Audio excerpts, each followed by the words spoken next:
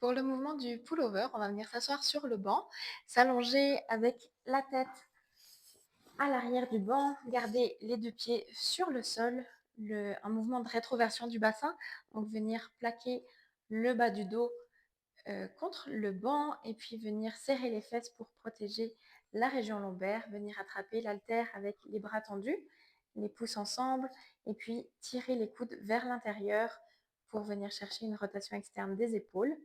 Et puis là, on va coordonner la respiration avec le mouvement, de venir inspirer, retenir la descente des bras, chercher l'amplitude. On peut utiliser la respiration pour augmenter l'amplitude et puis venir chercher à l'expiration l'extension, revenir à la verticalité avec les bras et puis faire le nombre de répétitions indiquées.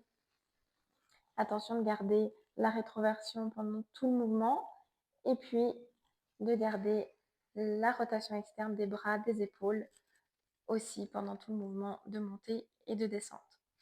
Si c'est difficile de garder la rétroversion du bassin, on peut faciliter le mouvement en venant faire le pullover sur le tapis pour qu'il y ait plus de sécurité au niveau de la stabilité lombaire et puis plus de sécurité aussi au niveau de l'amplitude qui va être limitée par le sol. Les consignes sont les mêmes, la rétroversion du bassin, la rotation externe au niveau des épaules avec les coudes qui pointent vers l'intérieur et l'inspiration, la descente et à l'expire, on remonte pour coordonner le mouvement à la respiration.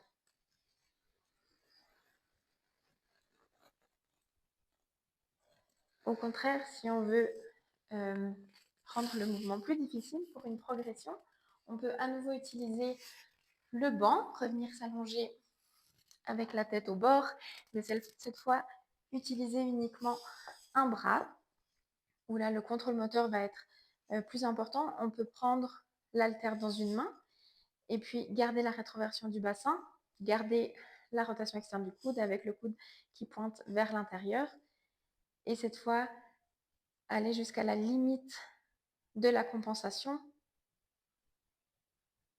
Le poids est plus lourd vu qu'on n'a qu'une main. Et avant l'instabilité, remonter le mouvement vers le haut à l'expire.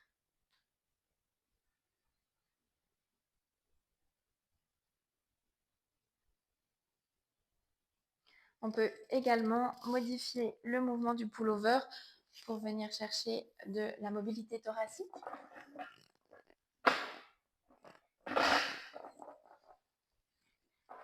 Et de chercher une combinaison entre le mouvement et la respiration. Essayer de synchroniser les deux, de venir chercher le niveau thoracique qu'on veut venir travailler, le placer au niveau du banc, ne pas laisser tomber la tête en arrière, mais rester actif avec le tronc, la chaîne postérieure qui continue de travailler. La position de départ est la même, une rétroversion du bassin, les bras tendus, les coudes qui pointent vers l'intérieur. Et puis à l'expire, on va venir chercher avec les fessiers vers le bas et avec les bras vers l'arrière. À l'expire, on remonte. On essaie de coordonner le mouvement des bras et du bassin avec la respiration. On expire, on remonte et on essaie de penser à la rotation externe des épaules et à la respiration. Inspirer, descendre et expirer, remonter. On peut venir gagner en mobilité thoracique avec l'aide de la respiration, de rester en fin d'amplitude